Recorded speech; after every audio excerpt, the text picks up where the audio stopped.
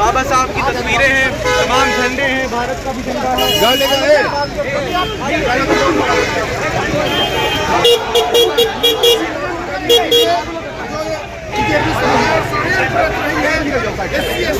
के साथ नहीं कर रही है। आने वाला 2027 का इलेक्शन उनको सबक सिखाने का काम करेंगे। ओबीसी एसटी ये कुर्सी पे बैठे हुए ऐसे निकम्मे लोग हैं जो आज ये देश में यूजीसी लागू नहीं कर होने दे रहे हैं।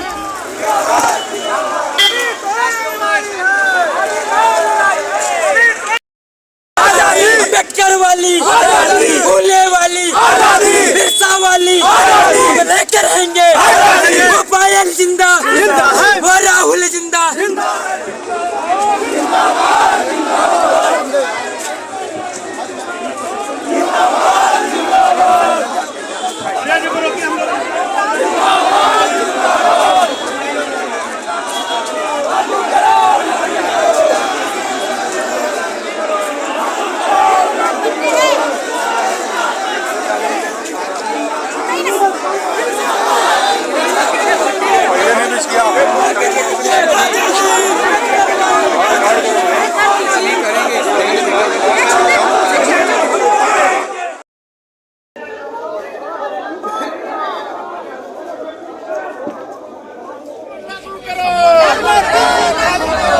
यूजीसी कानून लागू करो,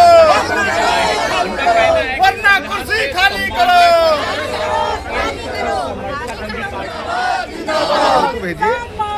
जिंदाबाद जिंदाबाद। नेताजी संघर्ष करो, हम आपके साथ हैं। नेताजी संघर्ष करो, हम आपके साथ हैं। पहले लड़े थे गोरों से, हम लड़ेंगे चोरों से। पहले लड़े थे गोरों से, हम लड़ेंगे चोरों से। अपनी जनता पार्टी जिंदाबाद जिंदाबाद। अपनी जनता पार्टी जिंदाबाद जिंदाबाद। स्वामी प्रसाद मौर्य जिंदाबाद जिंदाबाद। स्वामी प्रसाद मौर्य जिंदाबाद जिंदाबाद। नारी शक्ति जिंदाबाद जिंदाबाद जिंदाबाद। नारी शक्ति जिंदाबाद जिंदाबाद जिंदाबाद। इंकलाब जिंदाबाद इंकलाब जिंदाबाद। लड़ेंगे जीतेंगे लड़ेंगे जीतेंगे लड़ेंगे जीतेंगे। अपनी जनता पार्टी के जिला अध्यक्ष जी, जो आज लखनऊ में यूसी बिल के ऊपर जो धरना प्रदर्शन आपने किया, इसके बारे में क्या कहना चाहेंगे? हमारी तो ये नहीं समझ में आ रहा है कि भारत की सरकार और उत्तर प्रदेश की सरकार आखिर क्या चाहती है। देखिए आप, उत्तर प्रदेश की सरकार अभी कुछ दिन पहले प्राथमिक विद्यालय बंद करके बच्चों के भविष्य के साथ खिलवाड़ करने का काम किया, जिस पे हमारे राष्ट्रीय अध्यक्ष माननीय स्वामी प्रसाद मौर्य जी ने विधानसभा के सामने धरना प्रदर्शन आंदोलन किया, तब जाके वो कानून वापस हुआ। उसी तरीके से अब जाके एक तरफ यूजीसी कानून भारत सरकार द्वारा लागू किया जाता है, केंद्र सरकार द्वारा लागू किया जाता है, और दूसरी तरफ उनके ही पार्टी के जो समर्थक, जो नेता हैं, उसी कानून का विरोध करके सड़कों पे उतरते हैं और उस कानून को स्टे करवा दिया जाता है। और दूसरी तरफ उसी जो विपक्ष के लोग करते हैं, और जो जिन छात्राओं विद्यार्थियों के साथ सरासर अन्याय हो रहा है, जब वो धरना प्रदर्शन करते हैं तो उनके साथ अत्याचार किया जाता है, उन्हें लाठी डंडों से पीटा जाता है और उन्हें उठा के जाते हैं, कहीं रास्ते में फेंक देते हैं और कहीं उनको यूको गार्डन में फेंक देते हैं। आज जो लखनऊ में धरना प्रदर्शन हुआ, इस पर ज्ञापन जो हुआ है, इस पर ज्ञापन दिया गया है।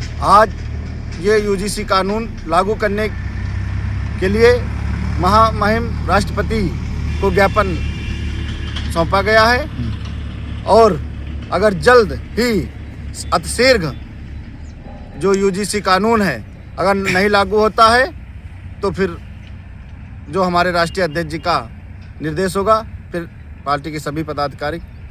यूजीसी बिल से जो है लड़कों का क्या फायदा होगा? देखिए, जाति भेदभाव इतना चरम पे था, आप जाइए विश्वविद्यालयों में देख लीजिए जाके, कैसे उन्हें मानसिक प्रताड़ित किया जाता है, जिससे वो मजबूर होके वो आत्महत्या कर लेते हैं।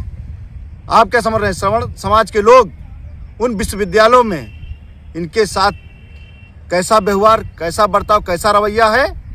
वो बेचारे इतना परेशान हो जाते हैं अपनी जीवन से, एक प्रकार से तंग आके वो अपनी जान दे देते हैं।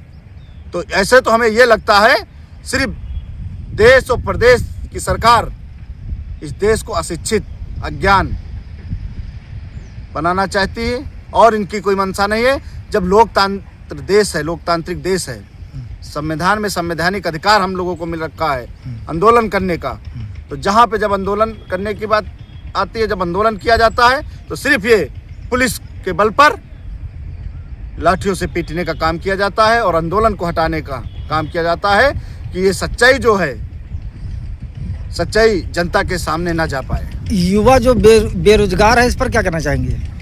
देखिए, ये तो उनके भविष्य के साथ बता रहे, खिलवाड़ कर रहे हैं। अभी आप बताइए, उनके माता पिता कितना संघर्ष, कितना मेहनत करके कर्ज लेकर पढ़ाई लिखाई करवाते हैं बच्चे का। पढ़ाई लिखाई करवाने के बाद जब वो बच्चा 25 साल 30 साल तक पढ़ाई करता है, उसके बाद उसके कहीं 100 में 1-2 की नौकरी लग जाए तो लग जाए। वह अग्निवीर योजना के तहत सिर्फ पूरी ज़िंदगी में 4 वर्ष की नौकरी, ये कहाँ देश के नौजवानों के साथ भाई अच्छा किया जा रहा है? उनके साथ कैसा व्यवहार है आप तो देख ही रहे हैं। तो आप नौजवान हो, चाहे विद्यार्थी हो, चाहे छात्र हो, चाहे किसान हो, किसान अब प्रतिदिन धरना लगा रहा है अपनी जायज़ मांगों को लेकर। अधिकतम की बात कभी किया ही नहीं किसान, न्यूनतम समर्थन मूल्य की बात कही आज तक, तब भी आज तक एमएसपी गारंटी कानून सरकार नहीं बना पाई। तो सरकार देश और प्रदेश की पूरी तरीके से विफल है। अगर ये हम तो कह रहे हैं यूजीसी कानून लागू करो, नहीं तो कुर्सी खाली करो। अगर नहीं चला पा रहे, उस कुर्सी पे बैठने योग्य नहीं हो, तो आप अपनी कुर्सी खाली कर दीजिए।